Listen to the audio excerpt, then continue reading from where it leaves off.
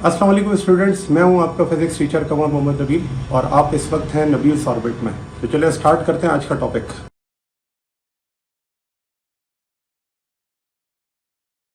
Chapter हमारे पास है statistical mechanics and thermodynamics. तो सबसे पहले इस चैप्टर को स्टार्ट करने से पहले हम ये डिस्कस कर लेते हैं कि ये statistical mechanics and thermodynamics actually है क्या। तो थर्मोडायनेमिक्स का नाम तो आपने पहले भी सुना होगा, क्योंकि 9 क्लास के अंदर ये ब्रांच है थर्मोडायनेमिक्स की। तो उसके अंदर हम यही डील करते हैं कि ये आपके पास ऐसी ब्रांच है जिसके अंदर हम हीट एनर्जी का कन्वर्जन देखते हैं डिफरेंट फॉर्म्स ऑफ एनर्जी में। ठीक है ना। जबकि स्टैटिस्टिकल मैकेनिक्स ये पहली दफ़ा जो है वो इस करिकुलम में या सिलेबस के अंदर ऐड किया गया है। एज सच इससे पहले स्टैटिस्टिकल मैकेनिक्स जो थी वो हमारे सिलेबस का हिस्सा नहीं थी। यानी कि फर्स्ट टाइम स्टैटिस्टिकल मैकेनिक्स को ऐड किया गया है हमारे सिलेबस के अंदर। तो इसका मतलब कोई ना कोई इंपॉर्टेंट बात होगी जिसको ये हमें सिखाना चाहते हैं। अब स्टैटिस्टिकल मैकेनिक्स और थर्मोडायनेमिक्स क्या है, इसका हम डिफरेंस भी यहाँ पर देख लेंगे और इसकी एक ब्रॉडर और स्मॉलर पिक्चर जो है वो दोनों डिस्कस कर लेंगे। इनका रिलेशन भी आपस में देख लेंगे, ऐसा कि इन दोनों को हमने साथ में पढ़ना क्यों है। देखें, थर्मोडायनेमिक्स का जो चैप्टर है ना, फर्स्ट ईयर के अंदर आप देखें ये जो चैप्टर नंबर 8 है, पढ़ लिया ना आपने चैप्टर नंबर 8 थर्मोडायनेमिक्स।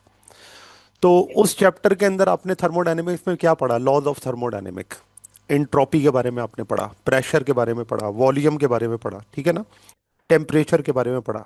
ये जितने भी आपके पास वेरिएबल्स हैं ना, इन वेरिएबल्स को हम मैक्रोस्कोपिक वेरिएबल्स कहते हैं। और थर्मोडायनेमिक जो है वो हमारे पास मैक्रोस्कोपिक साइंस है, एक ब्रॉडर पिक्चर हमें रिप्रेजेंट करती है।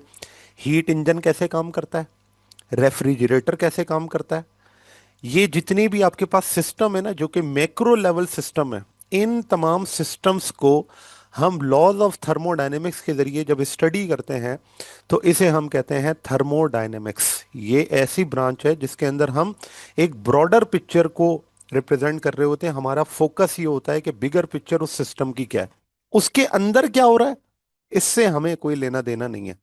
हमें पता है कि जाहिर सी बात है कि अंदर माइक्रो लेवल पे कुछ ना कुछ हो रहा होगा, उसी की वजह से हम इस सिस्टम को फोकस कर रहे हैं, लेकिन हम थर्मोडायनेमिक्स में उस माइक्रो लेवल सिस्टम को स्टडी नहीं करते। तो ये एक टॉप डाउन अप्रोच कहलाती है, ठीक है ना, कि आप ब्रॉडर पिक्चर्स की तरफ क्या करें, ऑब्जर्व करें। और उसके बाद आपको पता हो कि नीचे कहीं ना कहीं माइक्रो लेवल पे कुछ ना कुछ ये सिस्टम चल रहा होगा जिसकी वजह से ये काम हो रहा है, लेकिन वो माइक्रो लेवल सिस्टम हम थर्मोडायनेमिक्स में नहीं पढ़ते। तो फिर हम कहाँ पढ़ते हैं? तो उस माइक्रो लेवल सिस्टम को हम जाकर पढ़ते हैं किसमें? स्टैटिस्टिकल मैकेनिक्स में। ये आपको बताती है कि वो जो आप ब्रॉडर पिक्चर देखकर आए थे, उस ब्रॉडर पिक्चर की फाउंडेशन क्या थी, उसके जो पीछे ट्रिलियंस ऑफ मॉलिक्यूल्स या पार्टिकल्स हैं, उन पार्टिकल्स के दरमियान ऐसा क्या हुआ था जिसकी वजह से आपने हीट इंजन पढ़ा, जिसकी वजह से आपने थर्मोडायनेमिक्स के अंदर रेफ्रिजरेटर पढ़ा। ये जो सारे ब्रॉडर पिक्चर्स या मैक्रोस्कोपिक सिस्टम है, इसके पीछे जो माइक्रोस्कोपिक बिहेवियर है, उस चीज को हम किस में पढ़ते हैं? स्टैटिस्टिकल मैकेनिक्स के अंदर। तो अगर इसके देखा जाए तो स्टैटिस्टिकल मैकेनिक्स के अंदर हम जो हमारे की वेरिएबल्स होते हैं वो पोजीशन है, मोमेंटम है, ट्रांसलेशनल काइनेटिक एनर्जी है, एवरेज काइनेटिक एनर्जी है, आपका टेम्परेचर, ये सारी जो चीज़ें होती हैं इसको हम किस में पढ़ते हैं? स्टैटिस्टिकल मैकेनिक्स में। ये जो वर्ड स्टैटिस्टिकल है ना, इस स्टैटिस्टिकल मैकेनिक्स में ये स्टैट्स जो होती है, जिसमें मीन, मीडियन, मॉड यानी एवरेज निकालना, आपके पास बहुत सारे पार्टिकल्स हैं और उन पार्टिकल्स की स्पीड को आपने कैलकुलेट करना है, तो फिर हम क्या करते हैं? इतने सारे पार्टिकल्स को अलग अलग तो पढ़ नहीं सकते, तो हम पूरे सिस्टम को एक साथ पढ़ते हैं, लेकिन उन पार्टिकल्स की जो वेलोसिटीज होती हैं, मोमेंटम होते हैं, उनकी काइनेटिक एनर्जीज होती हैं, उनको हम एवरेज लेकर पढ़ते हैं। और फिर वो एवरेज के लिए जो हम फार्मूलाज लगाते हैं वो सारे के सारे स्टैट्स से आए हुए होते हैं। इसी वजह से इस मैकेनिक्स का नाम स्टैटिस्टिकल मैकेनिक्स है। एक्चुअली डील करेगा उसी चीज को, लेकिन माइक्रो लेवल पे। और अगर आप देखें तो फिर इन दोनों का आपस में रिलेशन है कि एक चीज माइक्रो लेवल की स्टडी दे रही है और वही मैक्रो लेवल पे जाने के बाद किसके अंदर पढ़ना है? थर्मोडायनेमिक्स में पढ़ना है। फिर एक और बात यहां पर यह भी आ जाती है कि थर्मोडायनेमिक्स एक ओल्ड ब्रांच है, जबकि स्टैटिस्टिकल मैकेनिक्स न्यू ब्रांच है। जब तक हमें इतनी ज़्यादा स्टडीज़ नहीं थी उस वक्त तक हम सिर्फ थर्मोडायनेमिक्स पढ़ते थे, लेकिन जब से आपके पास क्वांटम मैकेनिक्स आई है, मॉडर्न फिजिक्स आई है, तो उस मॉडर्न फिजिक्स के बाद हमने फिर स्टैटिस्टिकल मैकेनिक्स को पढ़ना शुरू किया है। ये एडवांस किस्म की साइंस है जो कि हमें स्मॉल लेवल पे होने वाली जो चेंजेस हैं उनके बारे में क्या करती है? वह हमें स्टडी देती है। ठीक है, तो ये आपके पास इन दोनों का डिफरेंस है। तो इसमें हम कुछ पॉइंट्स लिख लेते हैं। जैसे जब मैं थर्मोडायनेमिक्स की बात करता हूँ तो थर्मोडायनेमिक्स के अंदर हम मेन मेन सी जो बातें हैं वो ये लिख लेते हैं कि ये फोकस करता है किस पर, मैक्रोस्कोपिक वेरिएबल्स या मैक्रोस्कोपिक सिस्टम पे। अब मैक्रोस्कोपिक सिस्टम के अंदर आपके पास क्या आ जाता है, हीट इंजन है, एंट्रोपी है, हीट इंजन, ठीक है, रेफ्रिजरेटर, एंट्रोपी, ये वो सारी चीजें हैं जिसको हम क्या करते हैं इस मैक्रोस्कोपिक सिस्टम के तौर पर पढ़ते हैं। रेफ्रिजरेटर, तो इसकी क्या वर्किंग हो रही है, इसको हम बिगर पिक्चर में या लार्ज स्केल पे हम ये भी कह सकते हैं कि लार्ज स्केल पे जब आप इसे ऑब्जर्व करते हैं तो आप क्या करते हैं, थर्मोडायनेमिक्स का सहारा लेते हैं।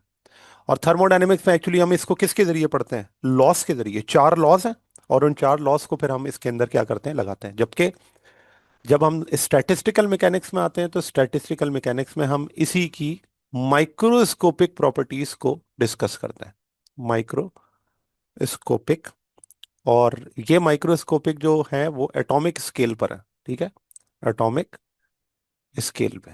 तो कैसे हमारे वो पार्टिकल मूव कर रहे हैं, उनकी पोजीशन क्या है, उनका मोमेंटम क्या है, उनकी translational kinetic energy, average kinetic energy क्या है, ये सारी चीजें हमने इसमें डिस्कस करनी होती है। दूसरा पॉइंट इसमें यह है कि थर्मोडायनेमिक्स के अंदर हम जिन प्रॉपर्टीज को डिस्कस कर रहे होते हैं जिनको हम वेरिएबल्स कहते हैं, तो वो वेरिएबल्स यहाँ पर जो डिस्कस किए जाते हैं जिन्हें हम की वेरिएबल्स कहते हैं, वो की वेरिएबल्स क्या क्या हैं, तो वो हैं आपके पास प्रेशर, वॉल्यूम, टेम्परेचर और एंट्रोपी।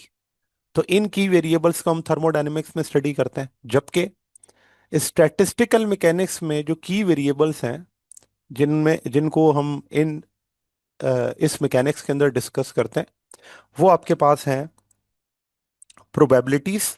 प्रोबेबिलिटी का मतलब यही है कि कुछ हमारे पास जो है वो वैल्यूज हैं और उन वैल्यूज के ऊपर हम क्या करते हैं, एक फंक्शन लगाते हैं जिसे हम प्रोबेबिलिटी का कहते हैं। ये स्टैट्स के अंदर बड़ी कोई नोन एक टर्मिनोलॉजी है जो कि ये स्टैटिस्टिकल वाले या स्टैट्स वाले पढ़ते हैं, प्रोबेबिलिटी। और इसके अंदर हम एनर्जी लेवल्स को डिस्कस करते हैं, एनर्जी लेवल्स। इसमें हम पार्टिकल की पोजीशन को डिस्कस करते हैं, उसके मोमेंटम को डिस्कस करते हैं। ये वेरिएबल्स इसके आपके जो है वो की वेरिएबल्स कहलाते हैं। बिल्कुल इसी तरीके से हम इसमें जो है, जैसे फॉर एग्जांपल थर्मोडायनेमिक्स की बात करें तो हम इसमें मेजर करते हैं temperature of, measuring temperature of substance, या किसी भी कॉफी का टेम्परेचर अगर आपने मेजर करना है, measuring temperature of a coffee cup. और अगर मैं इसकी बात करूं कि इसमें हम क्या मेजर करते हैं, तो इसमें हम मेजर करते हैं average kinetic energy, calculating average kinetic energy. इसमें हम प्रेशर कैलकुलेट करते हैं, average kinetic energy.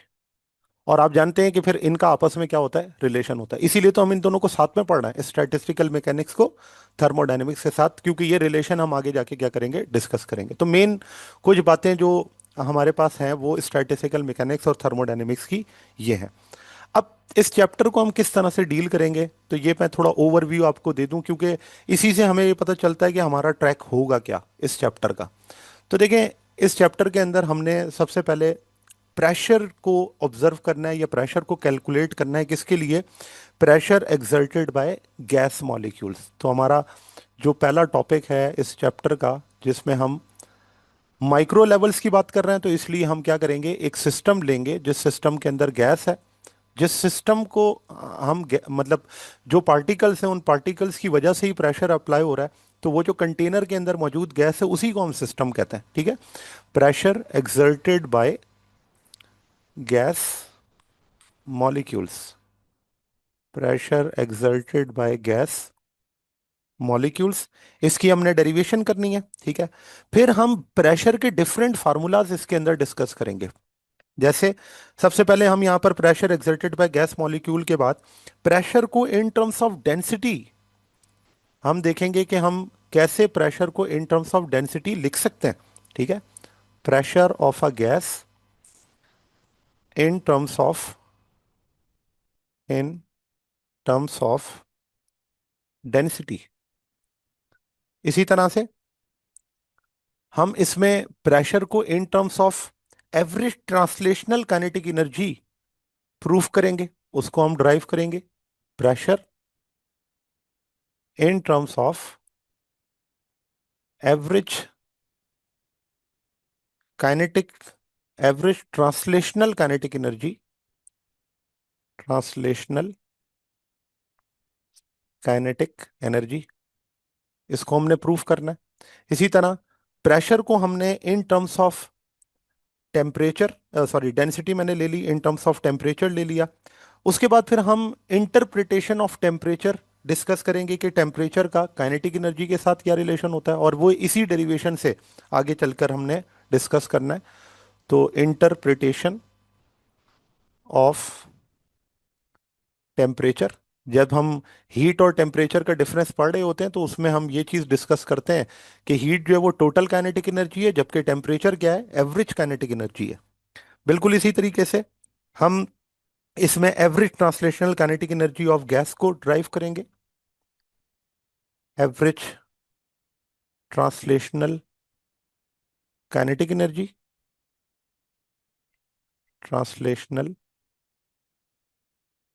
Kinetic energy of gas.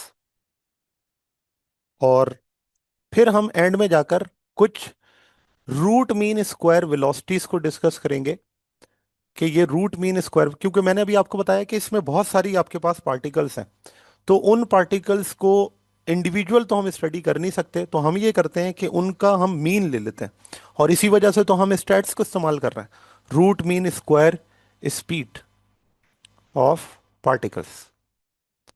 और ये हम इसलिए करेंगे क्योंकि जब अभी हम आगे प्रेशर की डेरिवेशन कर रहे होंगे तो हमारे पास, क्योंकि सिस्टम में एक रैंडम मोशन हो रहा होगा, और उस रैंडम मोशन में डिफरेंट पार्टिकल्स हैं जो कि आपको डिफरेंट डायरेक्शंस के अंदर मूव करते हुए नजर आएंगे, तो उनकी स्पीड को हम रूट मीन स्क्वायर स्पीड कहेंगे, और उसको हम in terms of temperature, in terms of molecular mass, in terms of pressure और डेंसिटी, इन तमाम चीज़ों में हमने इसको सॉल्व करना है। तो रूट मीन स्क्वायर स्पीड एक बड़ा अहम जो है वो इसमें पार्ट है इस डेरिवेशन का।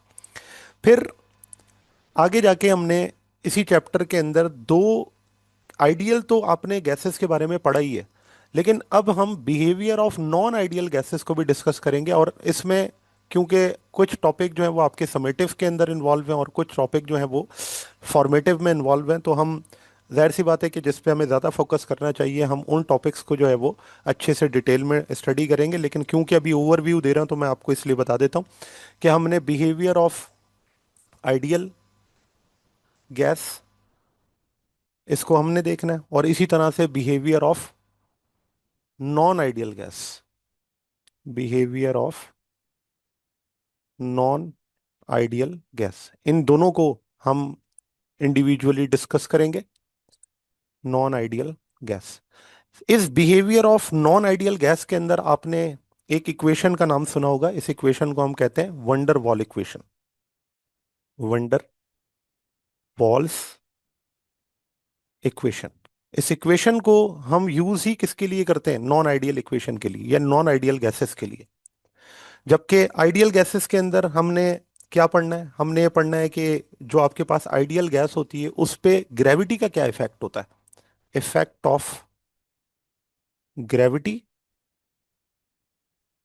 Effect of gravity on ideal gas model, ideal gas model, इस चीज को हमने डिस्कस करना है।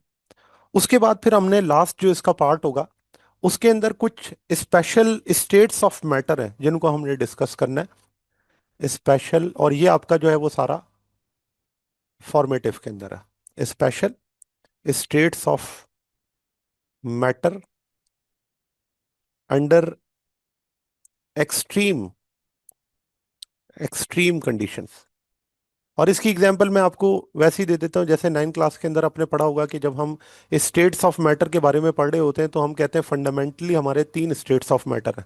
लेकिन जब हम एक्सट्रीम कंडीशंस पे चले जाते हैं तो फिर हमारे पास एक और स्टेट ऑफ मैटर बढ़ जाता है, जिसे हम प्लाज्मा कहते हैं, ठीक है ना। क्यों? क्योंकि वो हाई टेम्परेचर पे जाके क्या होता है, फॉर्म होता है। तो बिल्कुल इसी तरीके से अब हम उससे भी ज़्यादा जो स्टेट्स ऑफ मैटर को आगे जाके उसकी इनसाइट को और इंक्रीज करेंगे, जिसमें डीजेनरेट मैटर, ये आपके जो है वो बुक के अंदर मौजूद है। डीजेनरेट मैटर ये एक्सट्रीम कंडीशंस पे जाके बनता है। और इसी तरह से बोस आइंस्टाइन कंडेंसेशन। सिर्फ जी जी। आप फॉर्मेटिव टॉपिक्स पढ़ाएंगे? नहीं, मैं यही आपसे कहा कि इसको सिर्फ हम डिस्कस कर लेंगे, ठीक है ना। तो इसके ऊपर हम ज़्यादा टाइम नहीं लगा सकते, वो इसलिए कि मसला ये होता है कि हम ऐसे टॉपिक्स को ज़्यादा फोकस कर लें जो एग्जाम्स में आने, तो वो ज़्यादा फ्रूटफुल होगा। जी स्टूडेंट्स, तो ये था आज का हमारा टॉपिक। उम्मीद है आपको टॉपिक समझ आया होगा। अगर आप नबील्स ऑर्बिट में रहना चाहते हैं तो सब्सक्राइब करें और नई आने वाली वीडियोस के लिए बेल आइकन प्रेस करें। Thank you very much. अल्लाह हाफिज़।